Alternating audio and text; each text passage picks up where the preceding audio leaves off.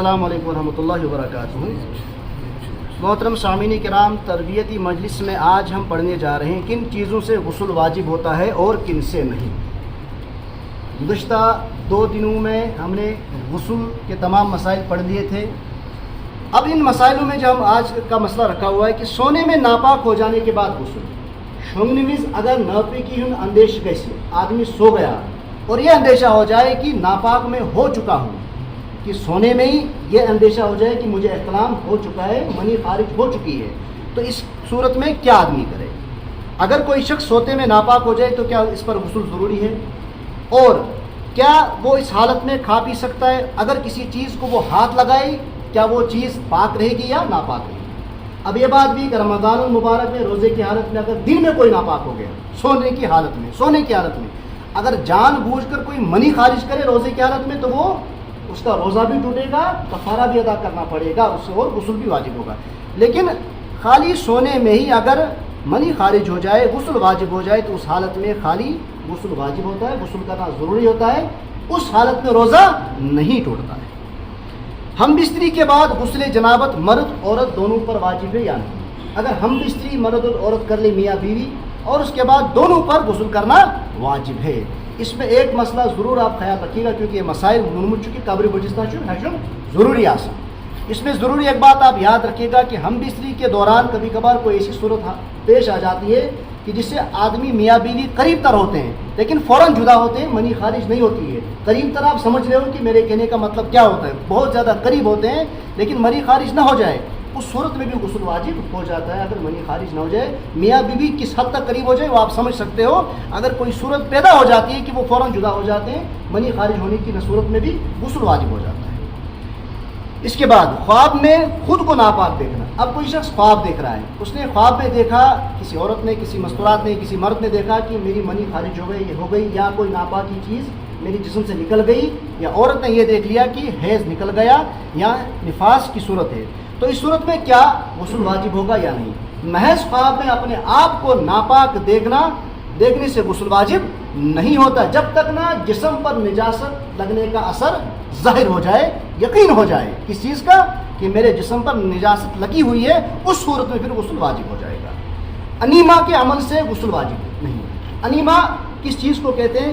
پتے کے ایکسرے کے لیے مریض کا ایکسرے سے قبل انیما کیا جاتا ہے، اس کو ہم پچکاری بھی بول سکتے ہیں، کہ جو یعنی اجابت کی جانب سے خاص نلکی کے ذریعے مریض کی آنتوں میں پانی پہنچایا جاتا ہے، یعنی کہ پاخانے کی جگہ سے مریض کے انتوں تک پانی پہنچایا جاتا ہے۔ جب قبض بھی زیادہ دیر تک رہتا ہے اس صورت میں بھی پانی پہنچایا جاتا ہے۔ اب ایسے مریض کے لیے کیا یہ صورت ہے کہ اس پر غسل واجب ہوگا اس علاج کو کرنے کے بعد؟ اس کا جواب یہ ہے کہ انیما کے عمل سے غسل واجب نہیں ہوتا ہے، مگر خارج شدہ جب وہ پانی اوپر چڑھایا جاتا ہے تو پانی باہر آ جاتا ہے، اس پانی جو باہر آتا ہے وہ پانی ناپاک ہوتا ہے، اس صورت میں جہاں پانی وہ لگے گا وہ جگہ ناپاک ہو جائے گی، وہ کپڑا ناپاک ہو جائے گا، اور اس صورت میں خالی وضو کرنا پڑے گا، غسل کی حاجت نہیں رہے گی اس صورت میں۔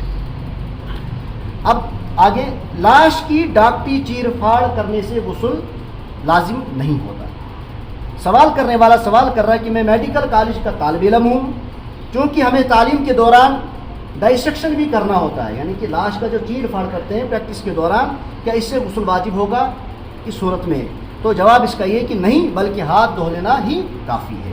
اس کے بعد عورت کو بچہ پیدا ہونے پر غسل فرض نہیں۔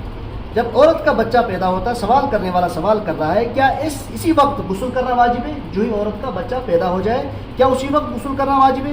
چونکہ ہم نے سنا ہے کہ اگر عورت غسل نہ کرے گی تو اس کا کھانا پینا حرام اور گناہ ہے، جبکہ دیگر ہسپتالوں میں ایسا نہیں ہوتا۔ اب اس مسئلے کا جواب کیا ہے؟ حیض و نفاس والی عورت کے ہاتھ کا کھانا جائز ہے، حیض و نفاس والی عورت کے ہاتھ کا کھانا جائز ہے۔ کچھ لوگ یہ سمجھتے ہیں کہ دوران ماہواری میں عورت کے ہاتھ کا کھانا ناجائز حرام ہے، بلکہ ایسا نہیں ہے۔ جب تک وہ پاک نہ ہو جائے اس پر غسل فرض نہیں۔ پاک ہونے کا مطلب کیا ہے کہ ماہواری کے ایام ختم ہو جائے، خون نکلنا بند ہو جائے، اس کے بعد اس پر غسل واجب ہے۔ ان 3 ایام میں جہاں تک وہ ماہواری رہ سکتی ہے ان ایام میں غسل واجب نہیں رہتا ہے۔ یہ خیال بالکل غلط ہے کہ بچہ پیدا ہونے کے بعد اسی وقت غسل کرنا واجب ہے. یہ خیال غلط ہے، جاہلانہ حرکت ہے یہ چیز کہ اس چیز کو سمجھنا کہ بچہ پیدا ہونے کے بعد فوراً عورت پر غسل واجب ہے، ورنہ وہ ناپاک رہے گی، وہ گناہ گار ہوگی. بلکہ جب خون بند ہو جائے تو اس کے بعد غسل واجب رہے گا. اب اس کے بعد مسئلہ سیلان الرحم والی پر غسل واجب نہیں. سیلان الرحم کس چیز کو کہتے ہیں؟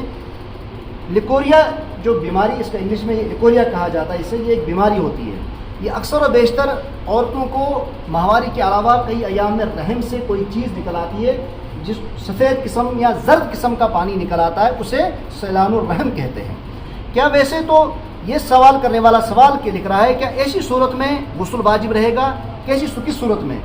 سیلان الرحم جو ماہواری کے علاوہ دیگر صورتوں میں عورت کی شرمگاہ سے، عورت کے رحم سے پانی آتا، سفید یا زرد قسم کا، یہ ایک بیماری بھی ہوتی ہے جو اندر سے عورت کو کھا جاتی ہے دیمک کی طرح. اس کا علاج کرنا بہت ضروری رہتا ہے. اس کا جواب یہ ہے کہ خون شروع ہونے سے پہلے تک عورت پاک ہے. جب تک نہ ماہواری کے ایام میں خون شروع ہوگا تب تک عورت پاک ہے، چاہے رحم کے ذریعے سے کوئی سی بھی چیز نکل آئے، غسل واجب نہیں رہے گا. سیلان الرحم سے غسل واجب نہیں ہوتا ہے. البتہ اس کا کپڑا ناپاک ہو جاتا ہے جہاں پر وہ پانی لگ جائے، جو چیز رحم سے نکلتی ہے. کپڑے تبدیل کر کے نماز پڑھنی چاہیے. اس کے بعد مدی کے اخراج والا شخص کیا کرے؟ مدی، یہ دو چیزیں ہوتی ہیں، ایک مدی ہوتی ہے اور دوسری ودی ہوتی ہے. یہ مرد حضراتوں کا یہ صورتحال پیش آتی ہے. سوال کرنے والا سوال کر رہا ہے کہ بندے کو مدی کا اخراج بہت زیادہ ہے، ذرا سا ذہن منتشر ہو جائے یا شہوت کا تھوڑا سا غلبہ ہو جائے تو مزی کا آنا شروع ہو جاتا ہے. مزی اس چیز کو کہتے ہیں جو بغیر شہوت کے شرمگاہ سے پانی کے کچھ قطرے آ جاتے ہیں، جس کی وجہ سے کپڑے ناپاک ہو جاتے ہیں. بندے کو ہر جگہ کپڑے بدلنے کا موقع نہیں ملتا. اس صورت میں کیا کیا جائے؟ اس کا جواب یہ ہے کہ اس کا آسان طریقہ یہ ہے کہ کوئی چیز باندھ لیا کرے. جس کو یہ صورتحال بہت ساروں کو نوجوانوں کی صورتحال پیش آتی ہے کہ ان کی مزی اکثر و بیشتر نکلتی ہے. اس میں آپ یہ کیجئے کہ مثلاً سب جواب لکھنے والے علماء لکھ رہے ہیں کہ لنگوٹ، آج کے دور میں لنگوٹ پہننا مشکل ہے، اس کے مد مقابل میں سپورٹر آتا ہے. سپورٹر آپ استعمال کیا کیجئے اور اس پر روئی رکھ لیں یا کوئی کپڑا لیں. آلریڈی سپورٹر جو پہنا ہے ہوتا ہے اس میں اندر سے وہ جگہ بنی ہوتی ہے اور اس جگہ پر آپ کوئی چیز رکھ سکتے ہو جس کی وجہ سے خالی جو شرمگاہ سے مزی نکلے وہ وہیں پر لگی رہے گی.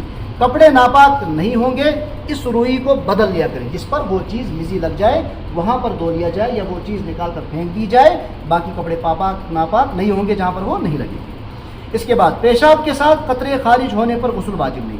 پیشاب کے دوران اگر چند قطرے بھی خارج ہو جائیں، یہ بیماری بھی ہوتی ہے، یا کبھی کبھار پیشاب کرنے کے بعد پیشاب کی جگہ سے کچھ قطرے بھی نکل جاتے ہیں، تو کیا اسی صورت میں غسل واجب ہوگا یا نہیں؟ پیشاب کے دوران قطرے خارج ہونے سے غسل واجب نہیں ہوتا ہے. پیشاب کے دوران قطرے، بسابقات میں سفید رنگ کا کوئی چیز پانی کی طرح شرمگاہ سے نکلتی ہیں، اگر وہ خارج ہو جائے تو اس سے غسل واجب نہیں ہوتا. بعض لوگوں کو یہ بیماری ہوتی ہے کہ پیشاب سے پہلے یا بعد دودھ کی شکل کا مادہ خارج ہوتا ہے، اس کو ودی کہتے ہیں. اب اس چیز کو کیا کہتے ہیں؟ ودی کہتے ہیں. مزی الگ چیز ہے، ودی الگ چیز ہے، اور اس کے خارج ہونے سے غسل واجب نہیں ہوتا ہے. غسل یا وضو کے بعد پیشاب کا قطرہ آنے پر وضو دوبارہ کریں. یہ چیز سننے والی مسئلہ ہے، یہ مسئلہ غسل نہیں.